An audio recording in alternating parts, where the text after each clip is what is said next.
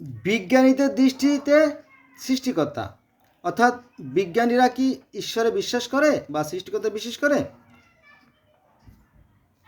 সেইগুলো নিয়ে আমি আজকে 10জন বিজ্ঞানীদের মতামত আপনাদের সাথে তুলে ধরবো। আশা রাখি ভালো লাগবে, আমার সাথে থাকবেন। চলুন শুরু করি। 1 নম্বরে বিজ্ঞানী আলবার্ট আইনস্টাইন। তিনি বলেন, যতই আমি বিজ্ঞান চর্চা করি ততই আমার ঈশ্বরের প্রতি বিশ্বাস ভক্তি বাড়তেই থাকে। আমি শুধুই এইটুকুই জানতে চাই, ঈশ্বর কিভাবে এই পৃথিবী সৃষ্টি করেছেন। এটা কার কথা? এটা হচ্ছে আপনার আলবার্ট আইনস্টাইনের কথা। আচ্ছা, 2 নম্বরে বিজ্ঞানী ম্যাক্স বোম বলেন যে ব্যক্তি বলে বিজ্ঞান মানুষকে নাস্তিক বানিয়ে দেয়, সে আসলে মূর্খ। অনেক আলেমরা একথা বলে যে বিজ্ঞানরা নাস্তিক, আসলে সে মূর্খ। দেখেন, কারণ বিজ্ঞানীরা কঠোরভাবে সৃষ্টিকর্তায় বিশ্বাস করে। 3 নম্বরে লর্ড উইলিয়াম কেলভিন বলেন, কেউ যদি বিজ্ঞানকে খুব গভীরভাবে চর্চা করে, এটি আপনাকে ঈশ্বরের বিশ্বাস করতে বাধ্য করবে। 4 নম্বরে স্যার আইজ্যাক নিউটন বলেন, একটা আঙ্গুলের প্রমাণ ঈশ্বরের আবিষ্কৃত বড় প্রমাণ।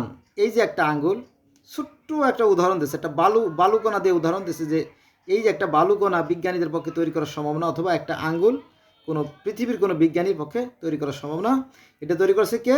সেই মহান সৃষ্টিকর্তা, সেই মহাবিজ্ঞানী যিনি প্রজ্ঞাময়, তার কথা বলছেন। এবার আমরা আলোচনা করব 5 নম্বরে ম্যাক্স প্ল্যান বলেন, বিজ্ঞান এবং ধর্মের সাথে নিবিড় সম্পর্ক রয়েছে।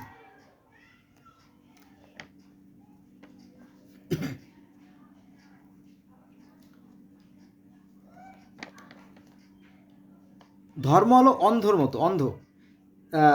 কোনো প্রমাণ, কোনো যুক্তি, কোনো প্রশ্ন ছাড়াই বিশ্বাস করার নাম আছে ধর্ম। আর বিজ্ঞানীরা কী করে? ওই বিষয়টাকে জানে, তারা যাচাই বাছাই করে, তাদের মধ্যে প্রশ্ন তৈরি হয়।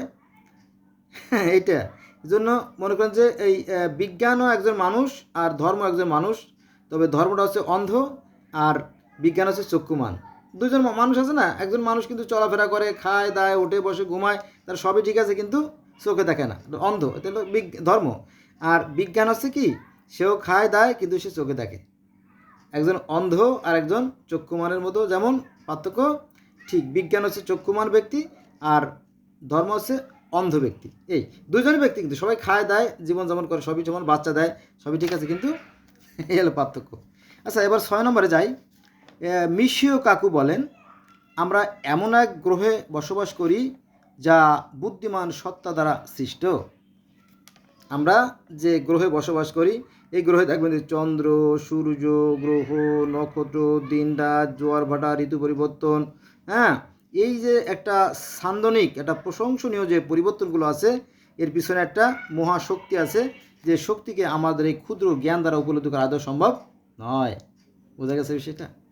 তো আমরা যারা হীনমন্য, যারা দুর্বল চিত্তের মানুষ, তারা এই ধর্মটাকে পুঁজি করে মারামারি, কাটাকাটি, খুনোখুনি করে, এটা একেবারে নিছক একটা তুচ্ছ ঘটনা, খুবই বাজে বিষয়।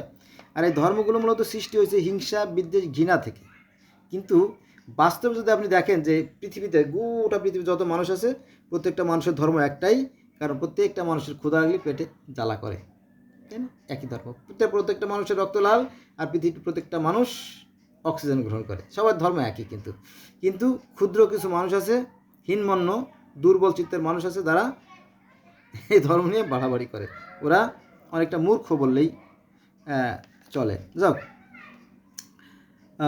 7 নম্বরে নিকোলাস টেসলা বলেন যে মেন্টাল পাওয়ার ঈশ্বর আমাদের উপহার হিসেবে দিয়েছেন। এই যে মেন্টাল পাওয়ার, আমাদের যে ব্রেন, আমাদের যে জ্ঞান, মস্তিষ্ক, মেধা, মনন, এগুলো আমাদেরকে উপহার হিসেবে দিয়েছে। এটা সৃষ্টিকর্তার এক পরম নিয়ামত।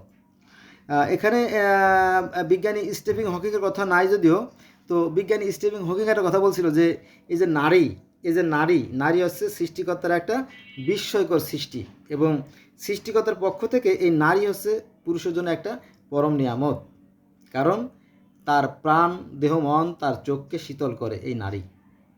যদিও পুরুষও নারীর জন্য একটা আশীর্বাদ, তাই না? এ বড় সৌভাগ্যের ব্যাপার এই পৃথিবীতে আসতে পারাটা। মূল কথায় যাই। 8 নম্বরে লুই পাস্তর বলেন, বিজ্ঞানের স্বল্প জ্ঞান দূরে ঠেলে দিলেও বিজ্ঞানের গভীর জ্ঞান ঈশ্বরের কাছে নিয়ে যায়। এবার আমরা আলোচনা করব আমাদের এই পার্শ্ববর্তী রাষ্ট্র ভারতের একজন বিখ্যাত মনীষী, তিনি হচ্ছেন রামারিজম। ওনার বাড়ি ভারতে। তো উনি বলেন যে ঈশ্বরের প্রতি যার বিশ্বাস নাই তার কোনো মূল্যই নাই। দেখেন, আমরা যারা মুসলমান তারা মনে করি যে হিন্দুরা বোধহয় মূর্তি পূজা করে, তাদের কোনো ঈশ্বর নাই। মিথ্যে কথা, তাই না? তারা ঈশ্বরের বা ভগবানের মূর্তি করে না। তবে যারা ঈশ্বরের পক্ষ থেকে সত্য ও ন্যায় আদর্শের বাণী নিয়ে মানুষকে হেদায়েত দেওয়ার জন্য যে সমস্ত মানুষ আসে, তাদেরকে তারা অবতার বা দেবতা বলে। তাদেরকে স্মরণীয় করে রাখার জন্য, তাদেরকে বরণীয় করে রাখে, তাদের হয়তো মূর্তি করে, কিন্তু তারা কিন্তু ঈশ্বর না। তারা হচ্ছে ঈশ্বরের একটা অংশ। যেমন আমরা যেমন একটা অংশ, পৃথিবীর প্রত্যেকটা বস্তু যেমন অংশ, সেরকম মনে করে। কারণ আসলে মূর্তি না করলে তো অনুষ্ঠান আদি হয় না, তাইলে ঘরে বসে থাকা লাগে তাদের। যেমন আমাদের মক্কা শরীফে যেমন পাথরে চুমো না খাইলে কিন্তু এই সারা পৃথিবীর মানুষ সেখানে আসবে না, তাই না?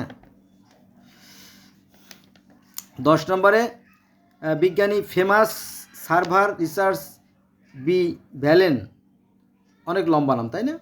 ফেমাস সার্ভাস রিসার্চ বি ভ্যালেন বলেছেন, আমি বিশ্বাস করি না যে সায়েন্স ঈশ্বরের অস্তিত্ব মিথ্যা প্রমাণ করতে পারে।